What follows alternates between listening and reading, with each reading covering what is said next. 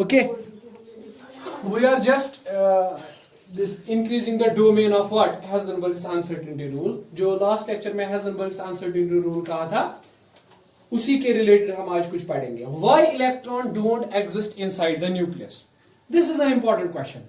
Electron क्यों नहीं हो सकता है inside the nucleus? आखिर ऐसी क्या प्रॉब्लम है? ठीक है, देखो, I will show you. In last lecture we write this equation: delta x delta p is greater or equal to h cross over 2, है ना?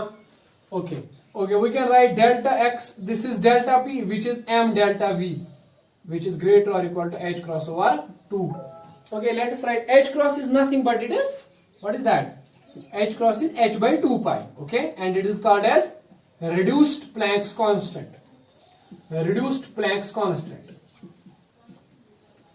अगर आप h क्रॉस के बदले h by 2 pi लिखोगे ना, तो ये आएगा इस तरह से: डेल्टा x डेल्टा v और m है, देन ग्रेटर और इक्वल टू h क्रॉस के बदले h by 2 pi लिखो तो 2 तो ऑलरेडी है, it will become h by 4 pi. This is how the Heisenberg's uncertainty rule is written in simplest form. Okay, this is what it says.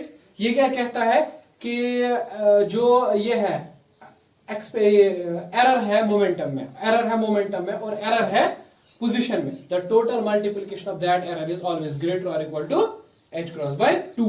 ठीक है कि नहीं? मतलब मैंने कल भी कहा था, फिर से आपको दोहरा रहा हूं कि मिनिमम एरर कितना हो सकता है? शाबाश, मिनिमम एरर हो सकता है h cross by 2. Error is always greater और equal to h cross by 2 means h by 4 pi. Okay, h by 4 pi. अगर कोई बंदा बहुत ही एक्यूरेटली कैलकुलेट करे, हद से ज्यादा प्रिकॉशंस बरते, ठीक है, तो फिर भी multiplication of errors will be h cross by 2 या h by 4 pi. इससे कम एरर आप अचीव नहीं कर सकते. ठीक है कि नहीं? है ना? ठीक, चाहे कितना भी प्रिसाइजली आप कर लो. ठीक है, so it is a limitation कि यार बस आपकी पहुंच ये है, हमारे इंस्ट्रूमेंट्स की पहुंच ये है कि हम कम से कम इतना एरर ला सकते हैं. ठीक है कि नहीं? है ना? इतने एरर, इससे कम एरर नहीं होगा. ओके, कुछ भी कर लो, कोई भी सोफिस्टिकेटेड इंस्ट्रूमेंट यूज कर लो, इससे कम एरर तो आने वाला नहीं है. ठीक है कि नहीं? Okay, see the question is why electron don't exist inside nucleus. Electron क्यों नहीं होता है इनसाइड द न्यूक्लियस? आपको पता है न्यूक्लियस के बारे में कुछ फैक्ट्स. अगर ये न्यूक्लियस है तो सबसे पहली बात तो इसकी जो रेडियस है ना r, आपको पता है nucleus is spherical. Okay, and its radius is 2.1 fermimeter as calculated by the Rutherford. Okay, Rutherford 2.1 into 10 power minus 15 meter. This is the what?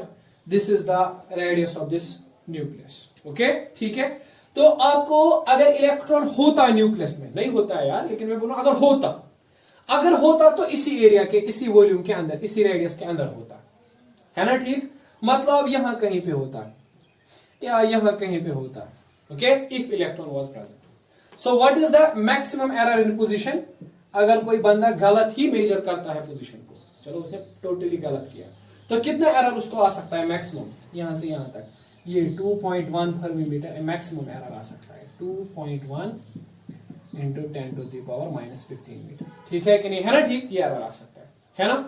Then what is the error in velocity? अगर electron nucleus के अंदर होता तो ये तो हो गया position में कितना एरर है. अब वेलोसिटी में कितना होता है डिविएशन, एरर? तो हम कह सकते हैं इस तरह से, will applied m delta x delta v is, चलो मिनिमम एरर की बात करते हैं, is h cross by 2. Minimum error ये होता है ना h क्रॉस बाय 2, है ना?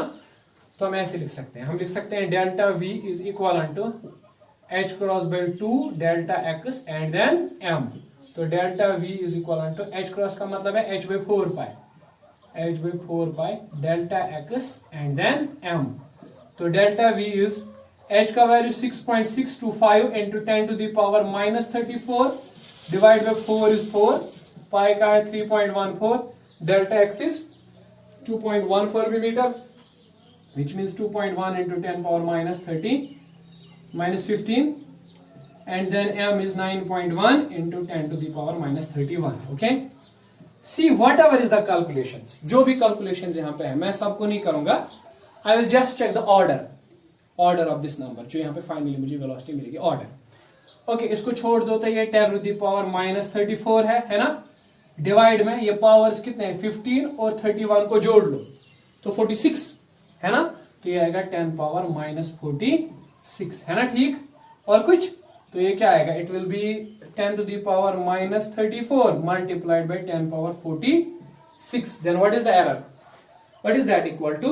6 and 6 कितने हो गए, 12, है ना, ठीक, तो इट इज 12, है ना, तो delta V is greater than 10 power 12 metre per second, जो भी आगे नंबर आएगा, ठीक है, मतलब देखो what is the error in velocity, it is 10 power 12 metre per second, okay, which means that the electron inside the nucleus is moving with speed greater than that of light, है ना, क्योंकि देखो यार ये तो एरर ही है, error ही आ गया 10⁻², तो इसकी स्पीड कितनी होगी, हद से ज्यादा, greater than the speed of light. तो अगर इलेक्ट्रॉन न्यूक्लियस के अंदर होता एज पर हाइजेनबर्ग्स रूल, उसकी स्पीड कितनी होती, 10⁻12 से ज्यादा होती, है ना, ठीक, 10⁻12 से ज्यादा होती, and this is not possible as per the special theory of relativity, ठीक है, which says that nothing can move faster than light, okay, कोई भी चीज लाइट से तेज नहीं चल सकती है, ठीक है कि नहीं, है ना, ठीक, तो ये इलेक्ट्रॉन कैसे लाइट से तेज चल सकता है, ठीक है,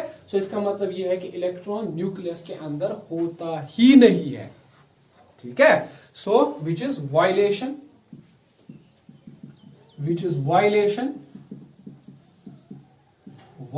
of special theory of relativity, okay, special theory of relativity, what it says, nothing can travel faster than that of light, so अगर इलेक्ट्रॉन न्यूक्लियस के अंदर होता तो कितना तेज चल रहा होता भाई, ये चल रहा होता स्पीड ऑफ लाइट से ज्यादा तेज, ठीक है कि नहीं, है ना, ठीक, जो कि पॉसिबल नहीं है, ठीक है, सो इलेक्ट्रॉन न्यूक्लियस के अंदर प्रेजेंट नहीं हो सकता, ठीक है कि नहीं। अब आप मत देखो कि हाइजेनबर्ग्स अनसर्टेनिटी रूल एक लिमिटेशन है, ये एक लिमिटेशन नहीं है, फायदा भी हुआ ना थोड़ा सा, है ना, ठीक, फायदा भी हुआ थोड़ा सा, मतलब इजीली एक्सप्लेन कर पाए क्यों नहीं हो सकता इलेक्ट्रॉन न्यूक्लियस के अंदर, ठीक है, there are other reasons also why electron don't exist inside the nucleus, there are other reasons also, so many reasons are there, but this one is the most accurate, okay, you can use Heisenberg's uncertainty principle to do that, right?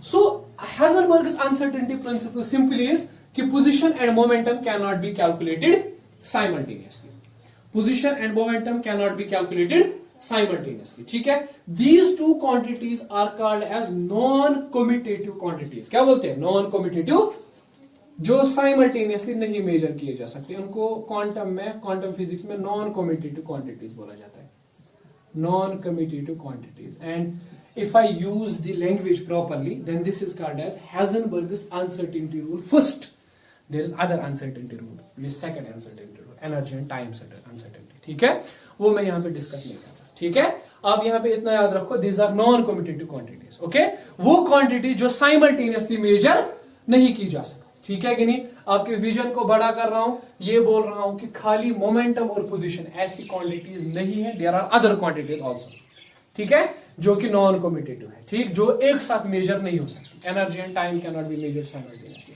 There are other quantities also, okay, so many quantities are there which are non commutative in nature, okay, but we keep our study to these two, right?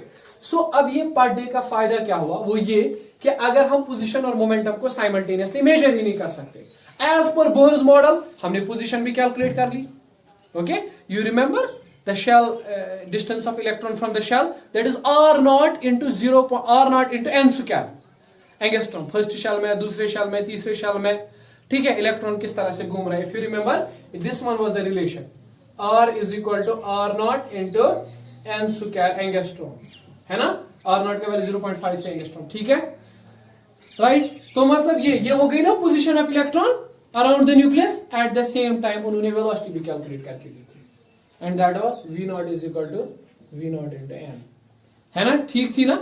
अब देखो position भी major कर ली थी Bohr ने, और simultaneously velocity भी major कर ली थी, which is not possible, okay, right, so position and momentum एक साथ मेजरेबल क्वांटिटीज नहीं है ना, ठीक, सो बोहर ने लेकिन दोनों चीजों को मेजर किया था साथ में, ठीक है कि नहीं, which is forbidden by what, Heisenberg's rule, ठीक है, so whatever calculations are done by Bohr are not accurate, okay, they are not accurate, this is first limitation to the Bohr's model, okay, first limitation to the Bohr's model, okay, we'll be doing other limitations also.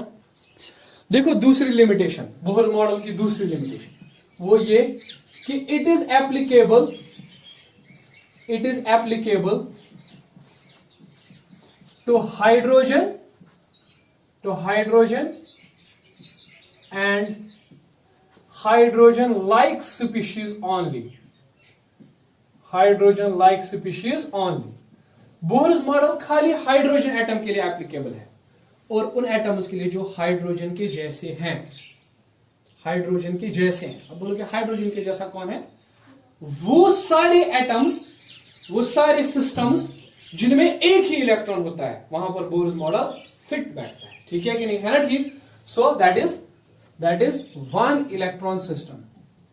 जो भी system आप देखोगे और उसमें एक ही electron होगा तो वहां पे बोहर्स मॉडल बिल्कुल फिट बैठता है। ठीक है कि नहीं? अदरवाइज ये एप्लीकेबल नहीं है। चलो मैं एग्जांपल देता हूं। हाइड्रोजन, इसका एटॉमिक नंबर क्या है? 1। तो मतलब एक न्यूक्लियस और सराउंडिंग में एक इलेक्ट्रॉन। ठीक है, हाइड्रोजन एटम यहां पे है, एक इलेक्ट्रॉन है, तो इट इज गुड, यहां पे बोहर्स मॉडल एप्लीकेबल होगा। ठीक है, अब देख लो हीलियम। हीलियम का एटॉमिक नंबर क्या है? 2। तो कितने इलेक्ट्रॉन्स होते हैं? 2 electrons. What I am doing, I am taking a positive here, means मैंने एक इलेक्ट्रॉन को बाहर निकाला है, इसने लॉस किया है एक, तो ये क्या बन जाएगा? हीलियम और सराउंडिंग में कितने इलेक्ट्रॉन्स? तो ये भी हाइड्रोजन के जैसा है ना ठीक? इस तरह से लिथियम पॉजिटिव, न्यूक्लियस डायपॉजिटिव। हाँ, लिथियम का एटॉमिक नंबर क्या होता है? 3। मतलब इसके पास 3 इलेक्ट्रॉन्स होते हैं, 2 हमने बाहर निकाल लिए। ठीक है, तो बचा एक इलेक्ट्रॉन।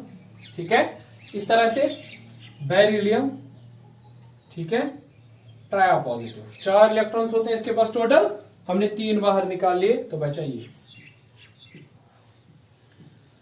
Boron 4 positive. बस इतनी ही। इनके लिए हाइड्रोजन ये बोहर्स मॉडल एप्लीकेबल है, बाकियों के लिए बोहर्स मॉडल एप्लीकेबल नहीं है। अब आप पूछोगे सर क्यों? There must be a reason. Okay, why? Okay, let me tell you the reason. Simple, यहां पे फोर्स क्या होता है इन दोनों के बीच में?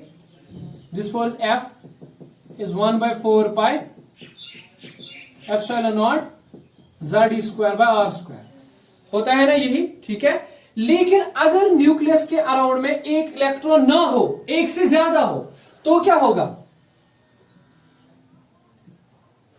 तब आपको कंसिडर करना पड़ेगा ये फोर्स पहले, है ना, F1, फिर ये फोर्स F2, फिर इन दोनों के बीच में फोर्स, इसने जो इस पे लगाया F3, फिर इसने जो इस पे लगाया F4।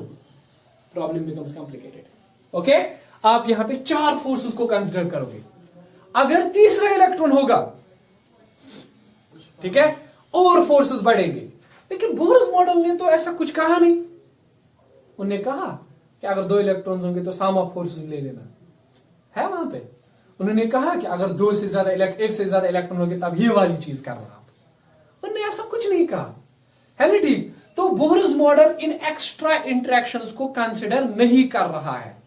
ओके, जिसकी वजह से बोहर्स मॉडल फिर इन जगह पर फेल हो जाता है। ओके, इस जगह पर क्या हो जाता है? फेल हो जाता है बोहर्स मॉडल। ठीक है कि नहीं? फर्दर ये जो न्यूक्लियस है ना, बोहर्स मॉडल इसको पॉइंट चार्ज कंसिडर करते हैं। क्या करते हैं? Point charge. वो कहते हैं कि ये एक छोटा सा पॉइंट चार्ज है। लेकिन अगर हम न्यूक्लियस की तरफ देखें, क्या ये पॉइंट चार्ज है? आंसर है नहीं, ये पॉइंट चार्ज नहीं है। इसके न्यूक्लियस में एक ही प्रोटॉन है, Z = 1। इसके न्यूक्लियस में कितने प्रोटॉन्स हैं? 2। It's not a point charge, it is double positive, है ना ठीक? यहां पे it's a try positive thing, it's a 4 positive thing. ठीक है, बोहर्स मॉडल तो इन चीजों को कंसिडर ही नहीं कर रहे हैं। वो बोल रहे हैं कि सीधा न्यूक्लियस जो पॉइंट ऑब्जेक्ट है। अब बोहर्स मॉडल ऐसा क्यों कंसिडर करता है? बोहर क्यों ऐसा कंसिडर करते हैं? क्योंकि उनको पता है न्यूक्लियस का साइज काफी छोटा है। लेकिन this approximation will not work always. अब बहुत सारे फेनोमेनन देखोगे जहां पर ये वर्क नहीं करेगा। ठीक है कि नहीं? That is why hydrogen atom is not applicable to the systems, और in short we can say many electron system के लिए, many MANY, many electron system के लिए हाइड्रोजन एटम काम नहीं करता है। मिनी इलेक्ट्रॉन सिस्टम के लिए हाइड्रोजन एटम काम नहीं करेगा। ठीक है कि नहीं? ये एक बड़ा जो है प्रॉब्लमेटिक सिचुएशन यहां पे क्रिएट हो जाता है। Okay, is that clear? So applicable to 1 electron system only.